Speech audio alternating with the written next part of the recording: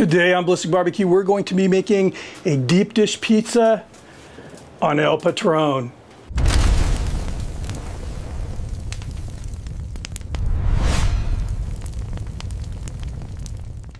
Quick shout out and a thank you to Lone Star Grillz for sponsoring this video. So when I first decided I wanted to do this pizza video on El Patron, originally I was going to do a very traditional style Chicago pizza, deep dish pizza, which I've done on this channel before. It's been a while since I've done a video on it, but I've done Chicago deep dish before.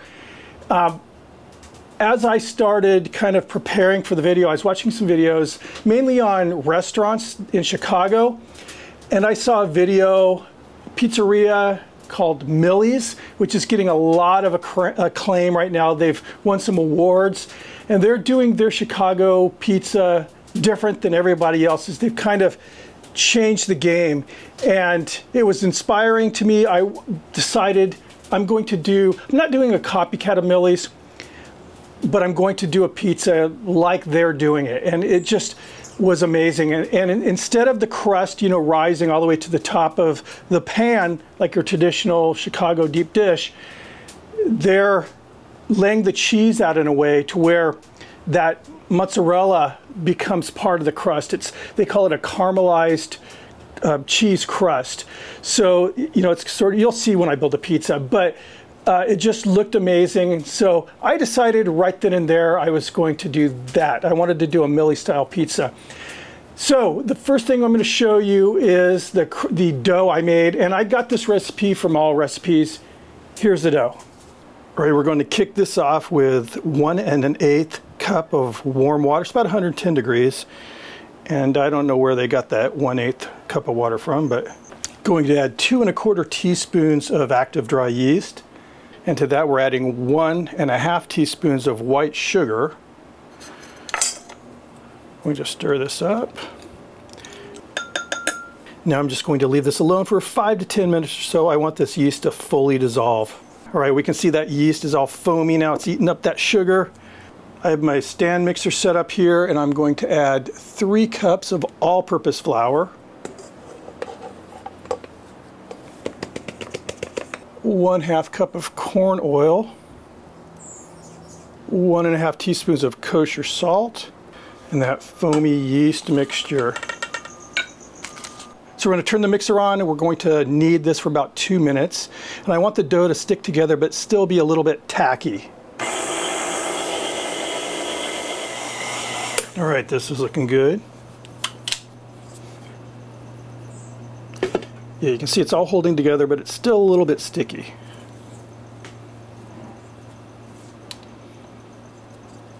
Right here I have a buttered bowl, and I'm going to take that dough, just form it into a nice ball.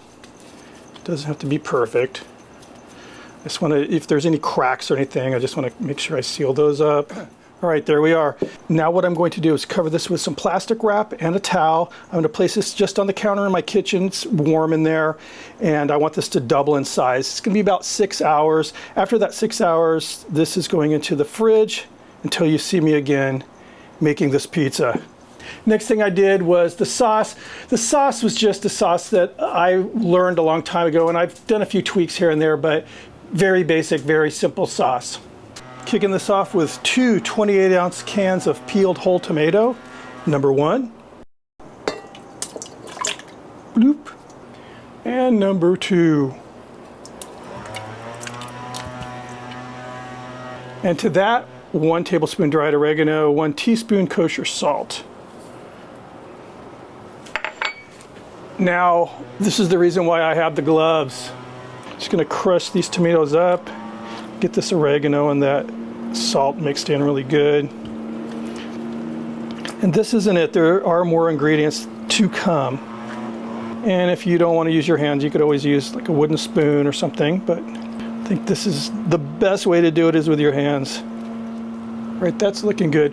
What I'm going to do now is get this into the house and put it on the stovetop, medium-high heat, and I'm going to simmer this for 40 to 50 minutes. And what I want to do is thicken up this sauce. I want to get rid of most of the water that's in here.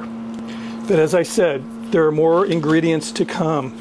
All right, so here's that sauce. It's all reduced and a lot thicker than it was. Still a little warm, so it'll be a little heavier as it cools. But you can see it's kind of just keeping its shape here when I push it around with a spatula. Here I have 4 cloves of garlic that I've minced, and this is about a teaspoon of fresh basil that I've chopped, just kind of coarsely. Get that dumped in there.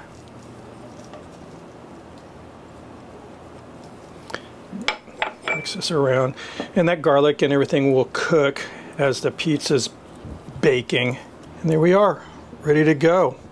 So this is going to go in the refrigerator, and before I do the cook, I'll bring it out and let it come up to room temperature.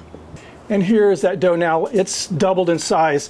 And I'll tell you right now, after I remove the dough, I'm going to save it. I'll weigh it and I'll put the amount that I removed right up here. It may make it easier for some of you if you're planning on trying this yourselves at home. So I'm going to lay down a little olive oil here.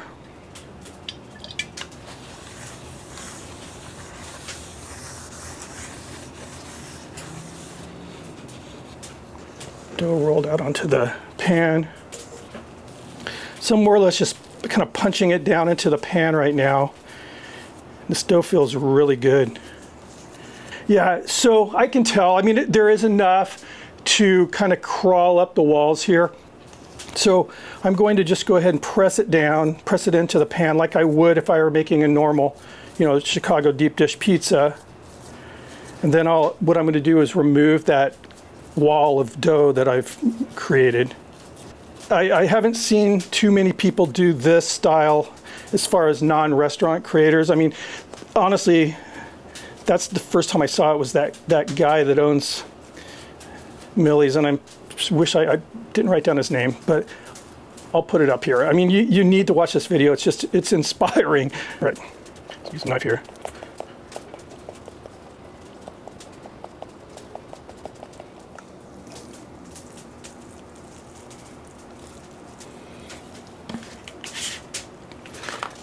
There we go. This very well may be enough dough to make a second pizza, which makes me happy. And that's looking really good now. They're very particular about, they're basically slapping the dough to get everything nice and flat, to get that bottom portion of the crust flat. And the logic is, if there's a thick part and it rises more, all the sauce and everything, the toppings are going to run to one side of the pan. So here's what it's looking like so far. I'm very happy with the way this looks and feels here. Now what I'm going to do is I'm just going to use a chopstick to kind of dock the pizza, because it looks like they're docking it, which basically you're poking little holes, and it just helps keep the crust even and crisp. Just going to pop little holes in it here, like that. What I'm going to do now is just cover this and let it sit for about 15 minutes, and then we're going to pop it in El Patron. All right, we are going to build this pizza now, and just like the traditional Chicago style deep dish pizza, they start with the cheese. Slices of mozzarella, and this is what they're using at Millie's, the square slices of mozzarella cheese. As you can see, I'm just laying them down so they come up the wall like you would with the dough on the traditional Chicago pizza. And I'd love to hear from Chicagoans out there about what you think about this pizza, because like I said, Millie's is in Chicago, and they're getting a lot of praise right now. But I'm guessing a lot of the purists probably aren't digging on this, but I think there's always room, because there were so many restaurants out there making that traditional style. So I think a little bit of a change sometimes is not a bad thing. Sometimes.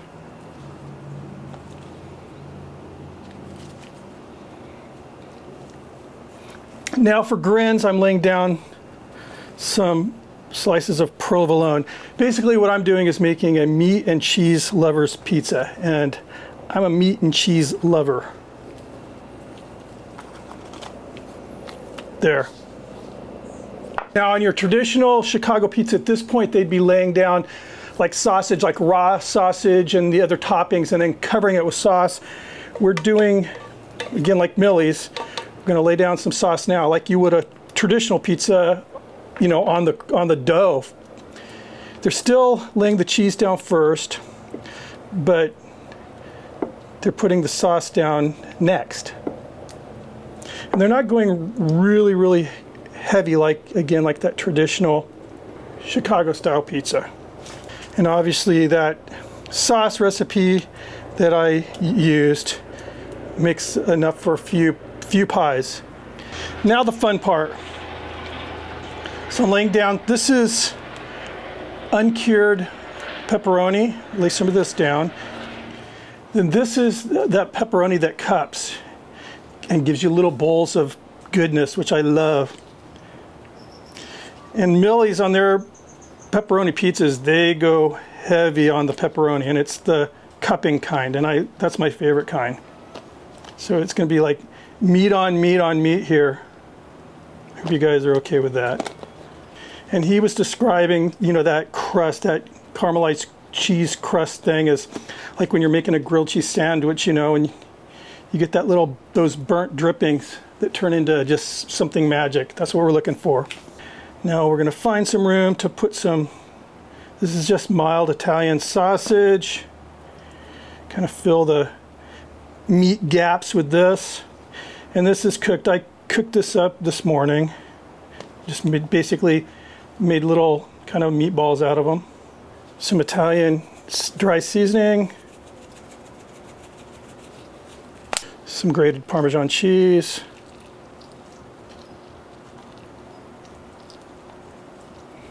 Throw down some baby basil leaves, some fresh, just baby basil. And there we are. We're ready to cook. And here's the setup. I'm using El Patron. As you can see, that front pizza door is open and both upper dampers are closed. And by keeping both of those upper dampers closed, the heat's going to rise up and pool up in the upper inside ceiling of the El Patron directly over the pizza. We got the pizza stone in place, as well as that fire management basket, which is loaded up with some hickory splits. You can see the lower dampers are fully open. Get the pizza in. And right now the pit's running full rate, 500 degrees.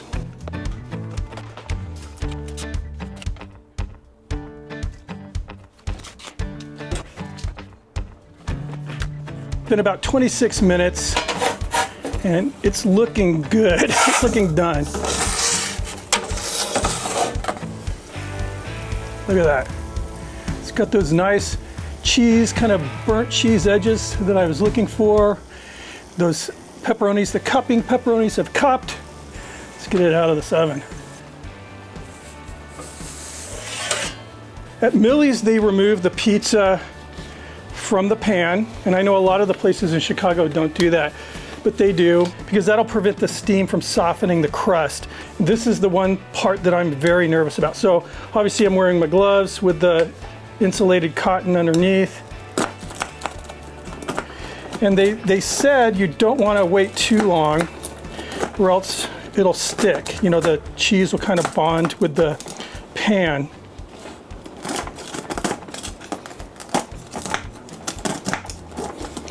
But he also adds that it makes all the difference.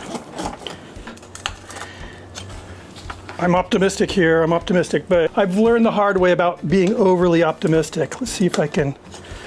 This is the thing, like I said, I'm so nervous about this.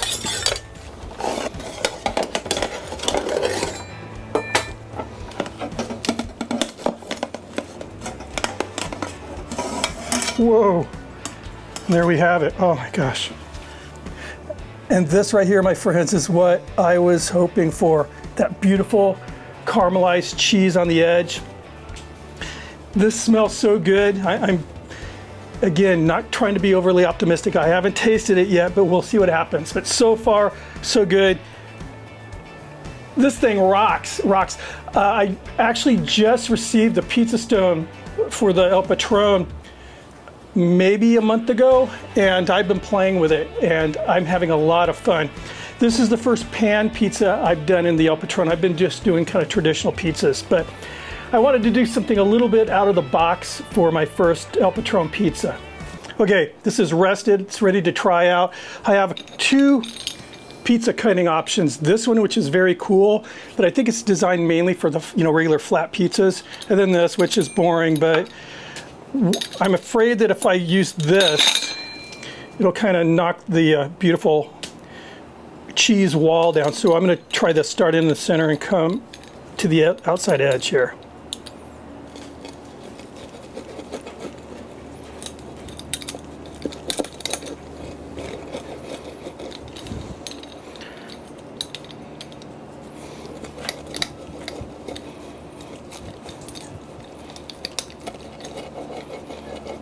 Don't seem to work.